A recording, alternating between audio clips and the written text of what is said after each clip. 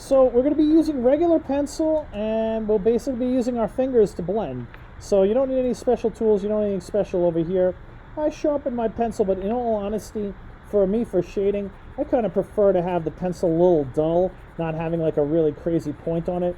So I'm just going to kind of, work the pencil point down a little bit. I don't want the sharpest pencil in the box on this one. It's better for me if it's a little bit dull. Now, before I start shading and adding value to this, what I want to do is I want to get rid of my grid lines. So, lightly get in there and erase those grid lines. You can kind of leave them so you still can see them a little bit, but we don't want the grid to be part of our project. Now, I realize I told you guys to make those light. If you might have made them just a little too dark, that's okay. Just try to lighten them up the best you can. And it's okay if you still can see them a little bit. It's helpful for the shading. It's also something that for a lot of it's going to get covered up. So for this particular drawing, you can see the picture that I have to the top left. There wasn't a lot to draw. Basically the edge of what is going to be the nostril, a little bit of the edge over here, the crease by the eyes. The rest of it's all shading. Now, when you work on this, my recommendation is that, I always had a heavy hand when I was younger shading, and I would make things really dark and I would smudge it up. So what I found is if I work from the top left to right and work from the top down, working this way across the page, that way my hand is always on clean paper and I'm not rubbing and sort of messing up an area that I already did. Also, what I found is not squeezing the pencil down. And I think this is something that I mentioned when we were doing the bottles, is that, I've tried to find a nice, light, even touch. And in finding that, I've found that by not grabbing the pencil all the way at the bottom to do this, like holding it really close to the edge, that usually makes you grip it really tight. By holding it a little bit further back, and in my case also not squeezing the pencil down too hard, and you can see that I'm almost using the pencil kind of like it's on its side. This has been a good way for me to learn how to make things light and even. Now, I'm going to look at my picture, and the most important thing that you want to look in your photos is you want to see, is there white spots? Are there white spots on my picture? And if there are, you want to kind of preserve those. You don't want to get rid of them. So you want to kind of, areas that you see are going to be bright white, you want to kind of leave them white. You don't want to outline them. That's not something that you want to do. But you do want to try to leave them bright. Now, on your pictures, you may notice, with the close-up of the picture, there's a lot of texture on the skin, little dimples and dots and irregularities. I don't expect that you're going to get in there and do all that. I don't need you to do all that either. What I want you to focus on is an area light or is an area dark? And that's really the things that I want you to look at and try to focus on when you do your shading. Is this an area that's white and bright? Is it really light gray, or is it a little bit darker? So what I'm going to do right now is I'm going to start working on this top corner over here. And again, I'm working a little bit at a time. More importantly than getting the value exactly right, my job here is to try to put it down evenly. Because if it's even, it's going to look good. So if you can see some of the scratchiness of my pencil, but for the most part, I'm using it as a side and I'm trying to kind of, I guess, really put it down with an even mark. So just filling up the texture of the paper. Now, I can always come back and make things darker. It's a lot easier to make things darker than it is to make things lighter. And even though I'm kind of working in this one square, I'm not just doing it one square at a time. I'm kind of trying to do it like one section at a time. And with that, I want all of this to blend together. I don't want it to look like 4 squares anymore. I want it to look like the whole picture.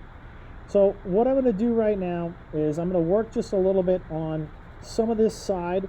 I'm going to lay down some of the pencil lead, and then I'm going to do a little blending with my finger to show you how that's supposed to look like. Again, take your time on this. This isn't something that you need to rush. I'm going to give you the balance of today to work on this. I'm going to give you probably, I guess, 3 or maybe even 4 days this week to get this part completed. My job and my goal here is not to have you get it done really, really fast.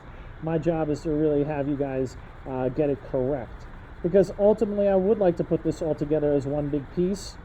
and I would like it to look good. You know, I mean, the other ones look good, so we're going to go from there. So you can see the way I'm working right now. I'm working on the section right now. It's a little bit darker than the other parts of the picture. And again, I want this to look good before I start blending.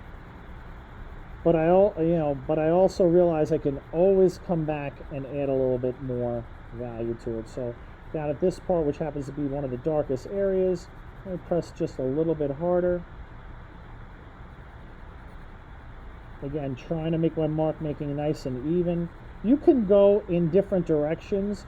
My recommendation is that if your shading looks very rough and you're having a tough time putting it down smoothly, try to keep going to at least just one direction and keep it at least even going that way.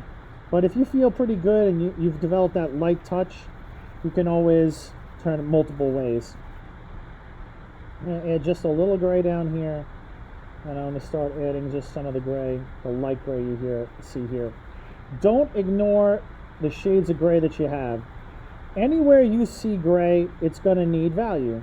So where you see it, add some. The hardest thing that you'll find to do is adding light values, and that takes a little bit of practice, and that takes a little bit of work. So what I'm going to do is I'm just going to continue adding some over here. This is a decent start for me. It's by no means finished, and I've got a lot to do, so just bear with me. This will be a slightly longer demo. I'll show you some of the other videos that I have. They're going to be a lot quicker, but I want you to get a full feel start to finish of how I would approach this one. We're going to sort of add a little bit more up here.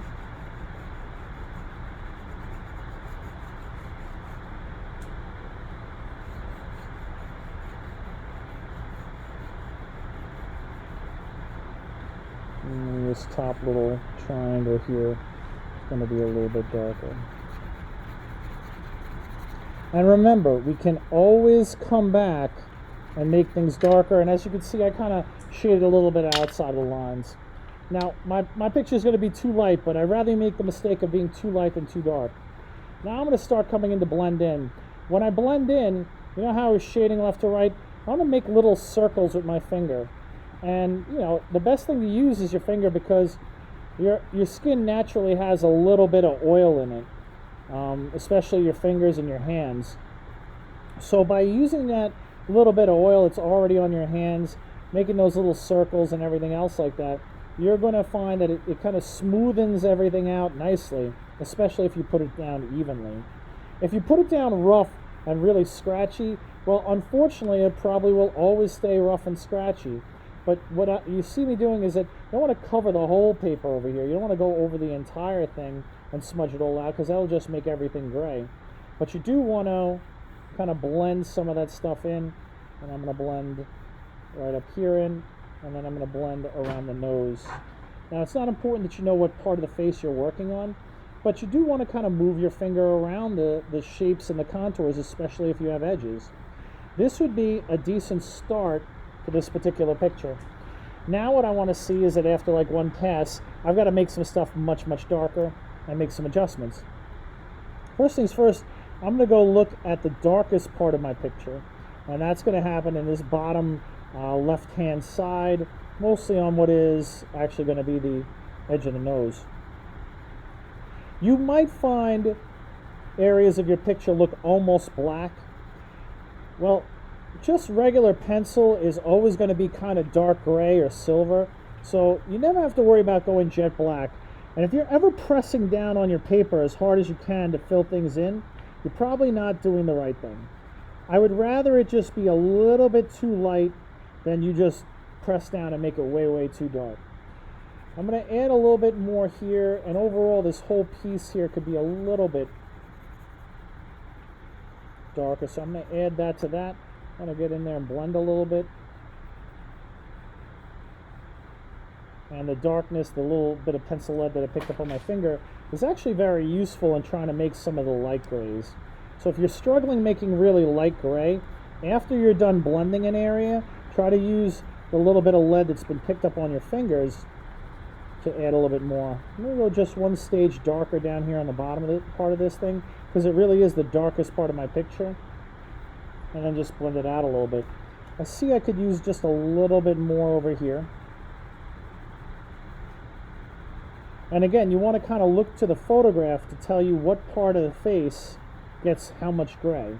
Because the shading itself is what's going to help one piece fit into the next. So you want to make sure that you're paying attention to that as you're working.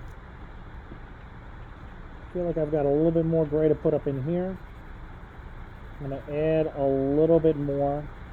You can see how lightly I'm working.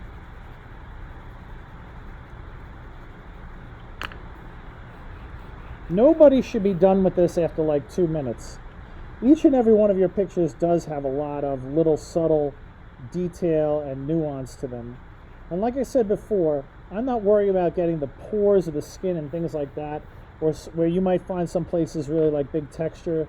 What I really want to see is I just want to get, where is it light, where is it dark, how dark or how light should it be.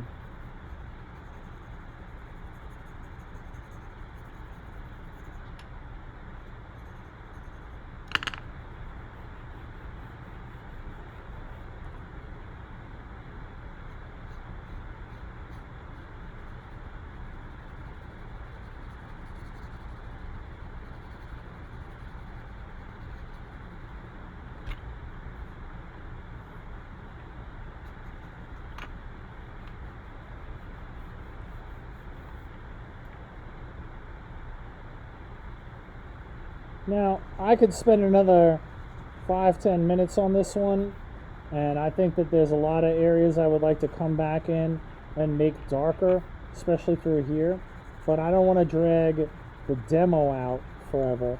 But I think that you can get a basic feel for what I was going for, what I was doing here. And really take your time and keep adding to it. Like I said, you can make it darker and darker as you go. And take a time to look at the whole picture. For those of you who are at home, you're not going to see, I spend as much time looking at that little photograph as I do over here. I'm constantly comparing what I have on the paper to what I have in my actual image. So keep that in mind as you're working, and take your time. Don't make anything too dark too fast. Don't work too fast. And remember, I'm going to give you a lot of time to get this done. I'm not going to call this finished, but I think it gives you a decent idea of what I would do. I think I need a little bit more gray up here as well. I'm going to add some more with the pencil lead and obviously blend that out. But this would be how my first one goes.